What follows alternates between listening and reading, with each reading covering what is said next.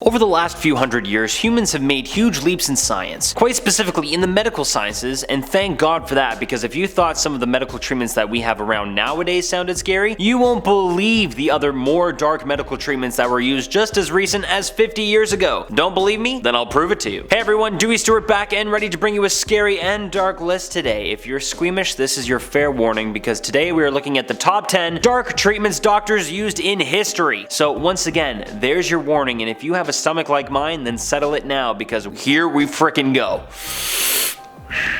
Okay. Starting us off at our number 10 spot, we have snake oil. Ew. Nowadays, the name snake oil salesman refers to someone who is knowingly selling fraudulent goods, but this title actually gets its roots from an actual occupation from back in the 1800s. Oil was extracted from Chinese water snakes, and due to this oil being rich in omega-3s, it was used to reduce inflammation, treat arthritis, and even bursitis. These oils were rubbed on workers' joints after a long and hard day of work, mostly workers who were working on the Transcontinental Railroad. But then came Clark Stanley, the rattlesnake king. Stanley claimed he studied with a Hopi medicine man who convinced Stanley of the incredible snake oil healing powers. He then took this newfound knowledge on the road and performed at Chicago's World Fair in 1893. His act consisted of him taking a rattlesnake out of a bag, cutting it open, and extracting the liquid and claiming it to be the medicinal snake oil. But the FDA later confirmed that there was no trace of real snake oil in his liquid at all. But that didn't stop dishonest doctors and other fraudulent salesmen from attempting to sell the fake snake oil. This then gave this somewhat true and beneficial medical practice a bad name. Folks, if any of you need any supplements for joints or otherwise, use any of the trusted omega-3 oils being sold around the world today. There's also tons of natural foods that will give you a great dose of that stuff too, so no need to go snake hunting. Coming in at our number 9 spot, we have doctors using blow. That's right, we all know the drug that is often referred to as blow. Well, back in the day, doctors actually prescribed it to patients who were experiencing toothaches, depressions, sinusitis, lethargy, alcoholism, and even impotence. In the mid-1880s, scientists were able to isolate the active ingredient in the coca leaf, known as erythrocylin coca. Guess what? Pharmaceutical companies loved it.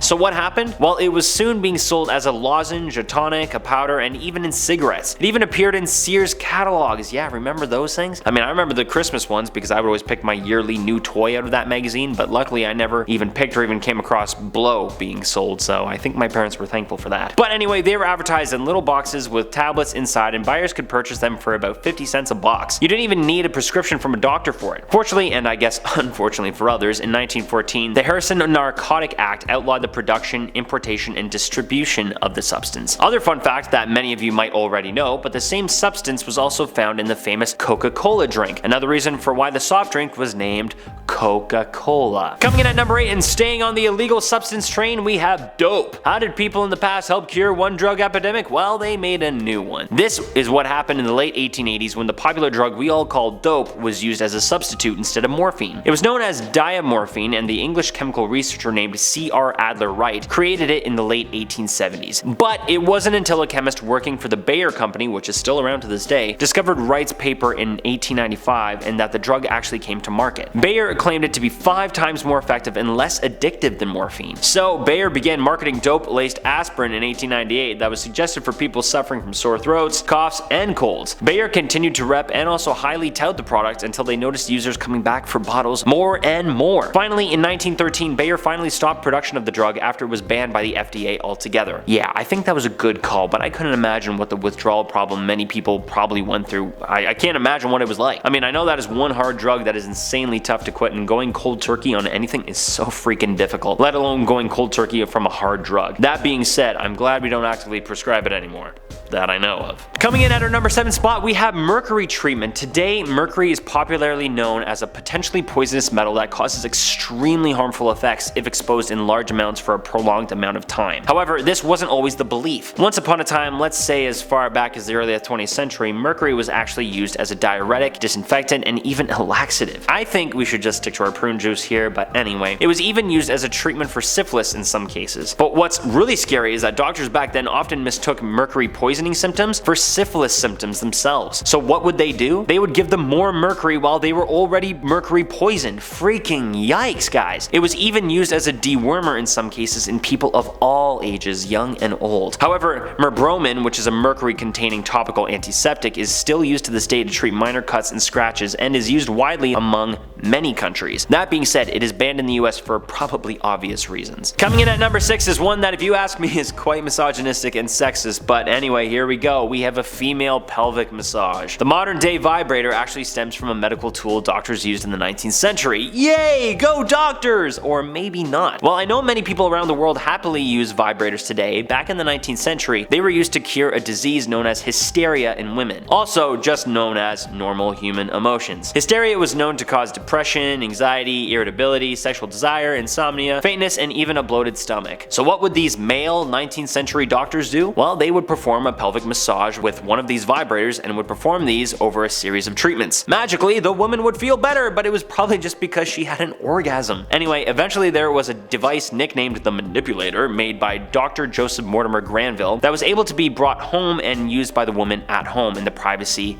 of her own home, and she could use it herself, and she could do it whenever she pleased. So while orgasms are known to boost moods, let it be known that hysteria was just a woman who was emotional and not a real disease. I think men and women were just so sexually repressed back then that some doctors thought it might be a good idea and women believed it. Anyway, nowadays if you want to go ahead and use a manipulator by yourself, no matter what your sex, you do not need to do it in front of a doctor, and thank God for that. Coming in at our halfway point at number 5, we have bloodletting. For almost 2,000 years, losing blood was seen as a good, healthy, and normal thing for people to have done to their bodies. It was also one of the most popular procedures done by surgeons. It was based on a flawed scientific theory that stated humans possessed 4 humors, aka liquids. Those liquids being blood, phlegm, black bile, and yellow bile. In order to cure disease or restore balance to these liquids, doctors would suggest bloodletting by letting a patient bleed out a little bit and evenly let these fluids restore to equal levels. Sometimes they would even use leeches to suck out the blood from patients, which gives me just as many heebie-jeebies as giving blood already does to me. But this was used up until the 19th century, and it is also important to know that in 1838, Henry Clutterbuck, a lecturer at the Royal College of Physicians, stated that bloodletting is a remedy which, when judiciously employed, it is hardly possible to estimate too highly. Freaking yikes. Once again, time and time again, I am so incredibly thankful that I live in the time period that I do live in, and this is one of those moments. Coming in at our number 4 spot, we have lithotomies. What is a lithotomy? Well, it was a procedure that was once used in order to remove bladder stones. Ouch.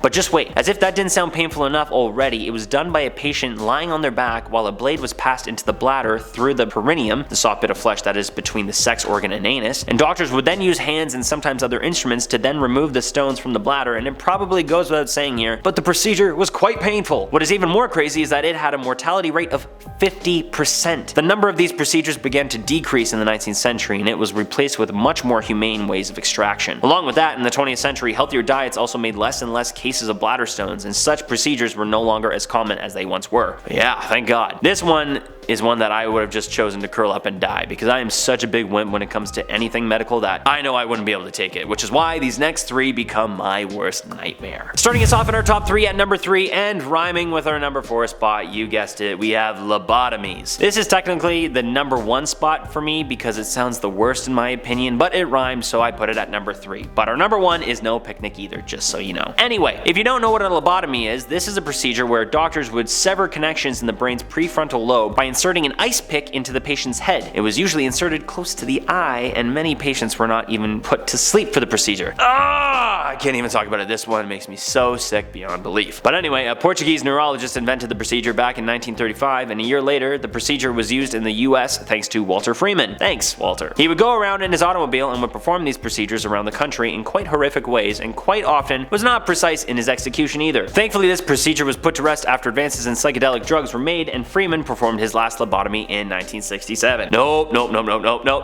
and no. Coming in at our number 2 spot, we have shocking arousals. During the 19th century, impotence in a man was believed to have stemmed from too much sex or masturbation, or even just the opposite, too little of it. So what was the cure for impotence? Well, electric shocks, of course. Surgeon Samuel W. Gross stated in his book that masturbation, gonorrhea, sexual excesses, and constant excitement of the genital organs without gratification would lead to impotence. So doctors would then shock them back to arousal. Some doctors would even put patients in bathtubs filled with electrodes, which apparently restored sexual desire in just as little as 6 sessions. Oh, only that many? That's not so bad, I guess. guess. Not. By the late 1800s, there were even electropathic belts or electric belts that were used to help men from kidney pains, sciatic nerve issues, backaches, headaches, nervous exhaustion, and even impotence. While we know today that impotence is sparked by mental and physical illnesses, in some places it is still believed that low energy wave shock therapy can improve ED. I think that would have to be a last resort because that still sounds terrifying to me. And finally, coming in at our number 1 spot is one almost as bad as a lobotomy. We have trepanation. Well, what is this? Well, this was a procedure that was done for centuries and is actually the oldest form of surgery that we know of. The procedure consisted of a human taking on the doctor role and scraping a hole in the skull of the human in the patient role. No one is quite 100% sure what the purpose of this procedure was, but most people believe it was for letting out demons that were believed to be inhabiting the patient's body. Quite surprisingly, many humans survived and healed from this barbaric procedure. Now, were they cured of their demons though? No one quite knows. While doctors no longer do this to cure demons, there are cases of a similar procedure being done to help relieve pressure and excess blood from the brain. There was a case in Australia where it was used, and if not for the ancient procedure, the patient would have passed away due to a blood clot on the brain. There you have it. That has been the top 10 dark treatments doctors used throughout history. What did you think? What was the most shocking and disgusting one to you? It's honestly a tie between number 3 and number 1 for me, but like I said, I'm squeamish when it comes to all of this stuff, and I am actually quite surprised I even made it through this video, so hey, high five to me. Anyway, let me know your thoughts and comments down in the comments section. Don't forget to like and subscribe. I've been your host, Dewey Stewart, and I will see you all back here very soon. Until next time, be good to yourself, friends. Bye-bye.